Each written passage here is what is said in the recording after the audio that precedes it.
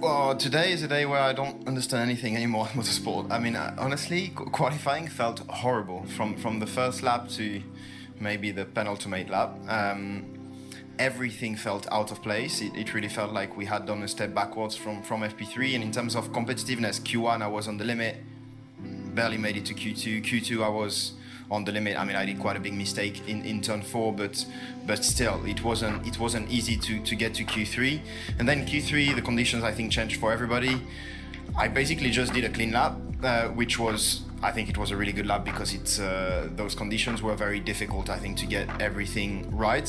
And I did, but I was really happy about the lap, and it's probably the biggest, the most surprising pole position I've ever done.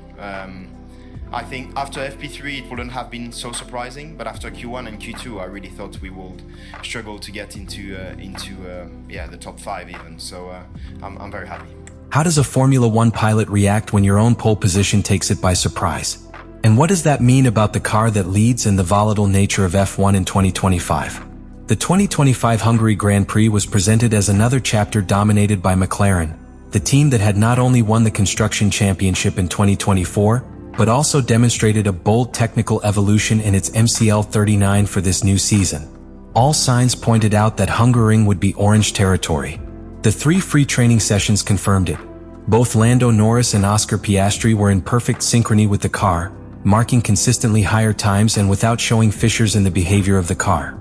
Even rival engineers recognized in a low voice that seemed impossible to snatch the pole, especially in a circuit that demands surgical precision in each curve.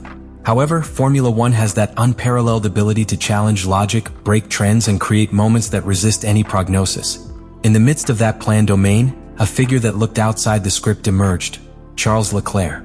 A pilot who had already shown in Monaco, but that dragged a season of ups and downs, a victim of both questionable strategic decisions and an unpredictable car in his behavior.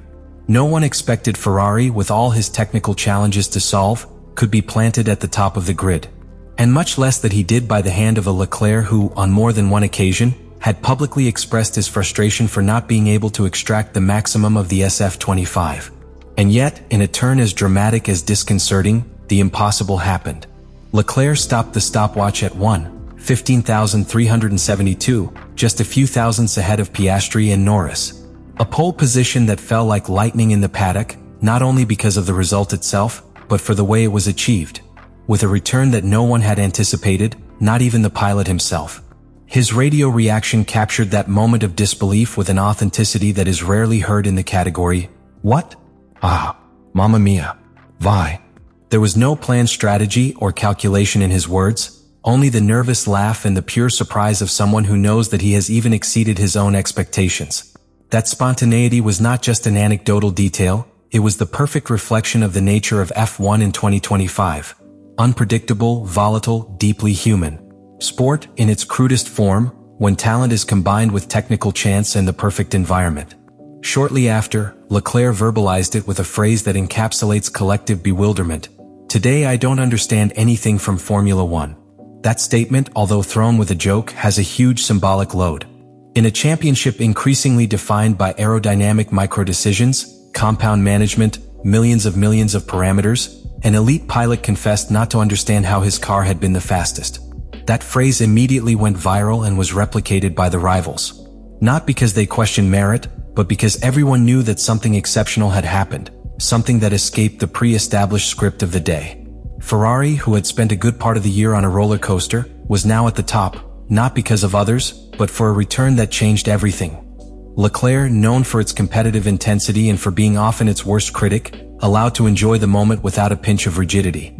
It was a claim of his talent, but also a demonstration of how much this category weighs emotionally. When a pilot does not know how he succeeded and still celebrates it as if it were the first time he gets a pole, the message is clear.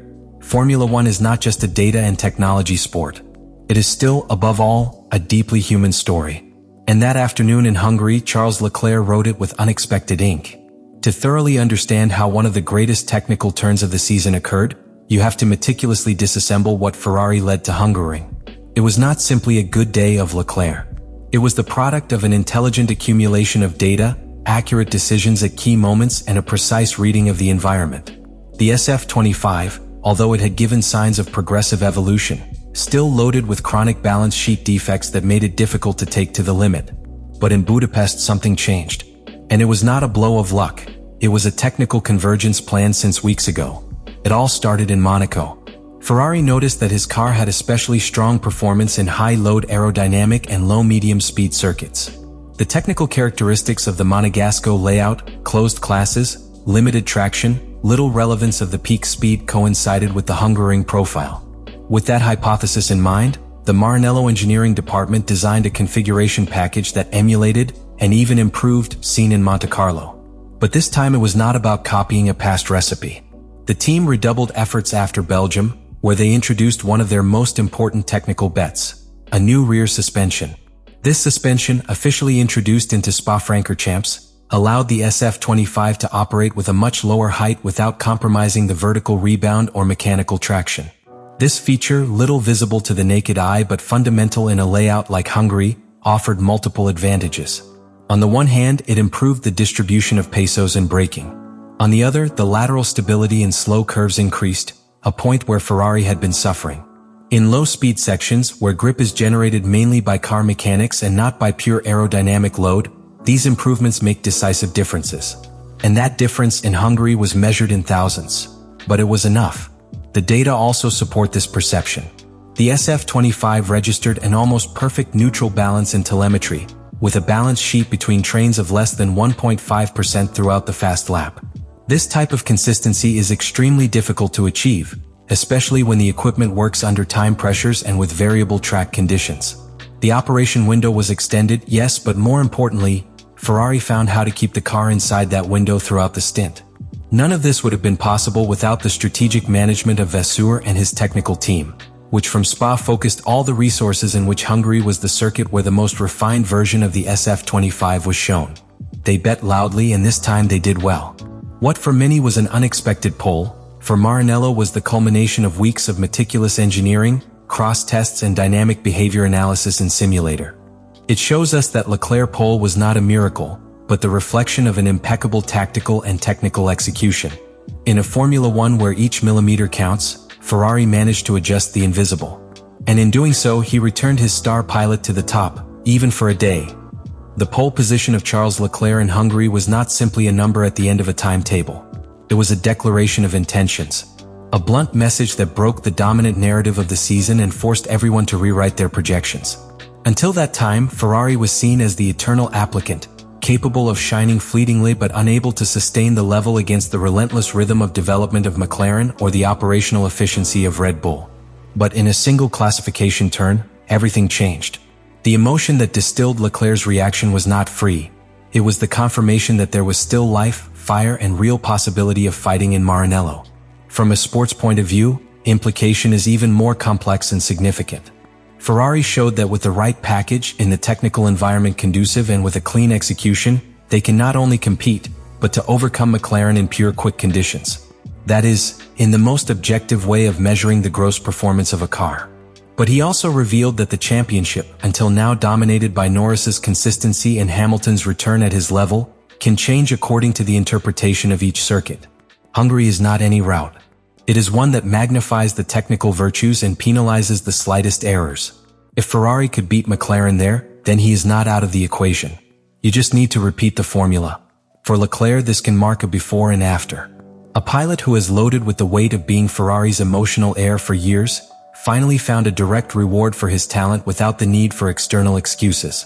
And that reinforces its internal legitimacy, not only as a number one pilot, but as a central figure of the project. He places it, at least momentarily, in a position of emotional force against Hamilton, his new teammate, who although he brings experience, is still adapting to Maranello's technical DNA. Leclerc is no longer just the young man with potential. He is the man who, when no one else could, placed Ferrari at the top. Leclerc not only challenged the forecast, he also lit a spark. And that spark, if it becomes fire, could rewrite the entire narrative of 2025. And so, what seemed one more Saturday in the Formula One calendar ended up becoming one of the most revealing days of the whole season. Not for the simple fact that Ferrari obtained a pole, but for how it occurred, for what it generated, and for what it suggests for the immediate future. This Leclerc history in Hungary is not just a technical anecdote or a statistical result.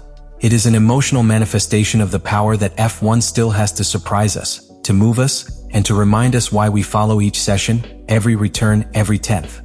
Because even when everything seems written, there is space for the unexpected. Leclerc, in a car that was not the favorite, in a circuit where everything pointed to the domain of others, broke the script. But beyond the stopwatch, he broke the cycle of doubt that had surrounded him. For a moment, they made everyone believe again. In Ferrari.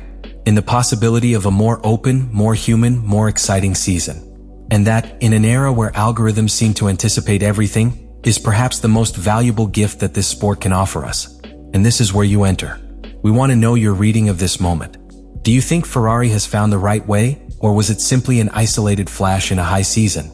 Is Leclerc who can capitalize this opportunity and reinvent itself as the contender who many expected? Or will it be just a brilliant page in a book still incomplete?